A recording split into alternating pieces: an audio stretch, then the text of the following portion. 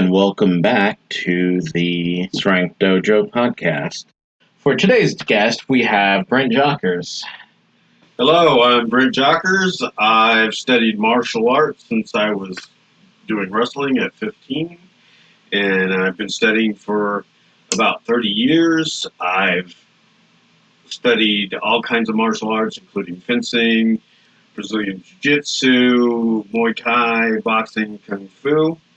I've worked with other people to develop FACT, F-A-C-T. Actually, you were my instructor for many years and still are. Yep. Taught me boxing, grappling, a lot of things. All right, let's get started.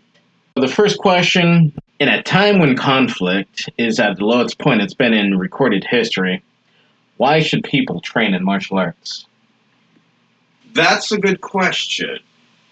I would say I had a conversation with somebody a couple years back, and they were like, their kung fu was a pistol, and I'm like, do you have that pistol on you now? And he's like, no, it's in my car. And I'm like, well, can you get to it before I get to you? Right? But I mean, that's kind of irrelevant anyway, because I mean, if I'm worried about self-defense, then I would just carry a firearm everywhere I go all the time. Yep. Great equalizer. Right. But that's a lot of hassle in our society nowadays. Yeah. So I would say the reason you want to learn martial arts is to really help with your confidence, and you have a power and an ability that really can't be taken away from you, ever. It's a good thought. It is nice to really not only, have that confidence, but it's always something you can fall back on and have that self-assurance that, some random drunk guy, you can deal with him without injuring him or making things worse. With confidence, a lot of times you're more okay with checking the ego, from what I've seen. Right. I mean, it seems like it's even easier not to get into a fight when you have the confidence that you know what you're doing and that you don't have anything to prove to anybody. All right.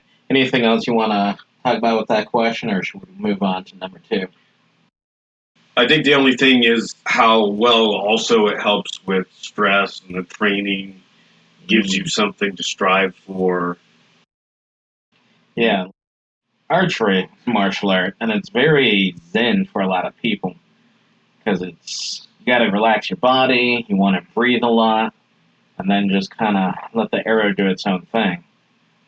So, right. It's very nice. I mean, we live in a very stressful society, especially nowadays. You can feel it in the air nowadays. Definitely. Yeah, with a lot of the social media news, people are thinking, it's the worst time in history with violence and all that. Right. It's not. It's just so sensationalized. It's easy for you to say. Right? Yeah. So I think another reason, touching on what we were saying, is it's also a good exercise, if nothing else. Like we just, got done doing judo and archery, and that judo, it's one of those things where you really have to make sure you're warmed up for, manipulating your entire body weight, their body weight. It's really good exercise. Good resistance training and calisthenics. Right. Good to get that body moving. Yeah. Rather than just kind of sitting on your butt and watch a movie or watch a show. Yeah, definitely. Or listen to a podcast. No one does that, especially this one. Most definitely. Yeah. So, second question, how should one deal with anxiety and or depression in regards to training or life in general? That is a good question. I think, Yeah, it's a harder question for sure. yeah, definitely. I think training makes depression and anxiety a lot easier to deal with. Uh, it can be very hard getting started or getting into a place where you can train on a regular schedule. It helps to have. It helps for me to have regularly scheduled classes because I have somewhere I know I need to be and I need to be training.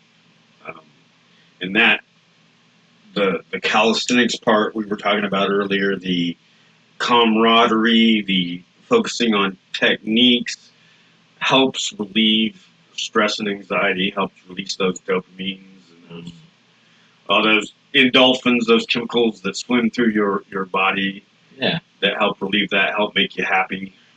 yeah. I think also, if nothing else, it could be at least a distraction from all the other stressors in life too. So at least when you're in the dojo, at least Right. you can just focus on dojo stuff. Exactly, exactly. I think the thing I used to say, like when you're sparring some big guy, you're not worried about your rent or Yeah, what's going on in your job. You're that's a very extreme example, but just training and stuff like that. You're probably not worried about your job or your relationship. You're just focusing on the now. yeah. So I'm gonna throw you another question that's kind of related. So lots of scientific evidence showing yoga actually helps alleviate stress and anxiety. How do you think yoga would work in relation to your martial art training? Ooh, we got a little bit of that today. It really just helps loosen your muscles and with your flexibility, helps with your overall structural support and constitution. A lot of the yoga I do, the power yoga, is a lot of core strength. I mean, that's a big thing in martial arts is your core being thrown to the ground, doing rolls, dodging punches. You need to be loose and flexible. Yeah, definitely. Yeah, I think another thing is the harder poses. You really got to focus on your breath, and I think that carries over to martial arts as well. Helps you subconsciously continue breathing properly, even while dodging throws or punches. That's an excellent observation, really. I mean, I just thought of also like, I mean, yoga is also a spiritual training, and it helps you to focus your mind and your body and your spirit, and Yeah, get into that zone when you're training or when you're sparring. yeah, totally. And I was recently recertified for personal training, and one was on basically some of the yoga practices of other holistic ideas and training your mind while you're exercising. And something he touched upon was the nasal alternate nostril breathing. I'm not sure what it's called in yoga. He said that also would help alleviate stress and anxiety. And my first thought was, dude, come on. Like, really? No, it's bull. Because, after the nostrils, it's the same, basically the same doctor intake hole. So whatever nostril it goes in shouldn't matter. Plus, one is usually, I want to say like 40% less airflow or something like that. Or maybe, no, it's the open nostril is 40% more. That's what it is. So actually, I started looking it up, and to my surprise, there's multiple studies, mostly done in India, demonstrated that under most scenarios, it will actually reduce stress. That's interesting. I Yeah. actually haven't heard of that. I was trying to breathe through different nostrils while we were talking. And Yeah, I'm not surprised. That's yoga is really good for just getting your mind right, getting yeah, to relax. And if you get into yoga and you don't get to that relaxed point right away, I mean, it's just like any training scenario. You get it better, a little bit better each time you do it. Uh, some people are going to be really good at it. Some people are going to have to work at it, and that's fine. Yeah, we always start somewhere and roll, slowly improving on our own schedule. Right. The first part of being good at something is being bad at something. Yeah. As you mentioned earlier, martial arts is a lot of exercise. It will inherently reduce stress that way. Right. I mean, it's a mental exercise too. Yeah. You are in the moment, what you're doing. And that's, I think, especially in the West, we have a hard time with that. Right. We're always worried about something, like something in the Mhm. future, or something we're having to deal with, or our relationships. Anything else you wanted to add, or should we move on to the third question? Well, let's see what the third question is. All right, third and final question. Should we keep the traditions in martial arts or strip it down along the lines of boxing and wrestling? So, yeah, it's a difficult question, and as I was just saying before the cut, I'm kind of on board for both. Some of the traditions are there just to pad things, I believe, or it's very age specific where there's really no purpose in keeping it. It's kind of like how the military gets stuck in some traditions and they'll say, oh, we've always done it this way. Possibly, but there's no reason to keep that tradition.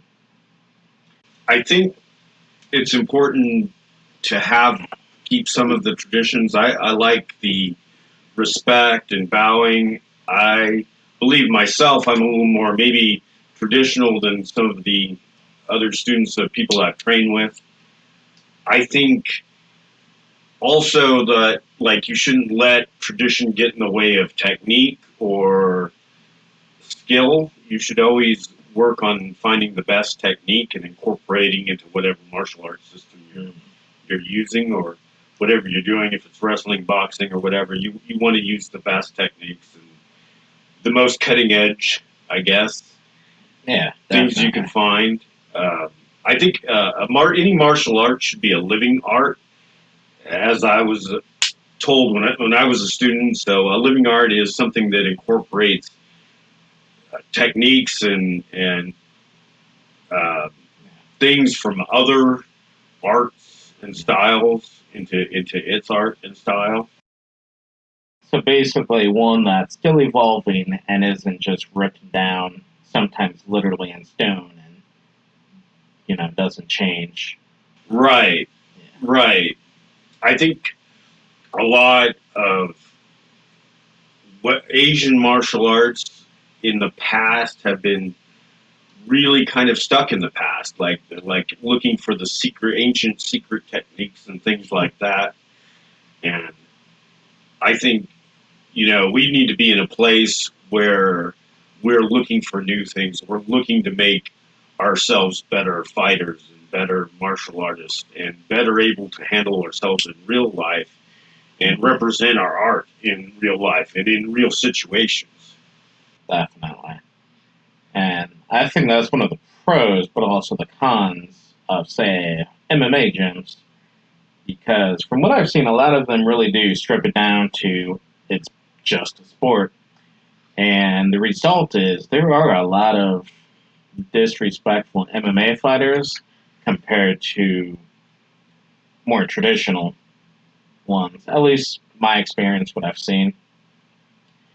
Places vary. Right, So right, as you were saying, I think it really is one of those where you need to incorporate both, like you said, the respect, things like that, but not be stuck. So I think you really nailed it well there. right. I mean, I think it's okay to bow when you go in and Yeah, say the sensei or say the words, but yeah, also you need to be flexible in right. your styles. Yeah, and I think another good tradition is the youngest students always cleaning up the dojo as well. Right, You know, create the level of humility and the idea of you're not above this or that. right. And, it's a communal space, so it's important we keep it clean. I think as I've gotten older, like I've gotten less concerned with hierarchical structures and more with Yeah, creating a community. So I feel like if you're running a school, you need to create that sense of community. yeah, yeah. I think that could, how I said it might be implied that only junior students clean. A lot of dojos, everyone cleans. It's just sometimes Right. the junior ones, a lot of times they're younger, so they have an easier time getting on their knees, scrubbing, doing this or Right. that. Right. Like when I did Kinjitsu, they were fixing, I forget the word for it, but it's the rice paper walls. I was the junior, I didn't even touch that. It was the senior students and the sensei who did that. I basically did the easier, mentally easier, physically harder work. Right. So, So that like everybody had a little something that they were doing. exactly, yeah.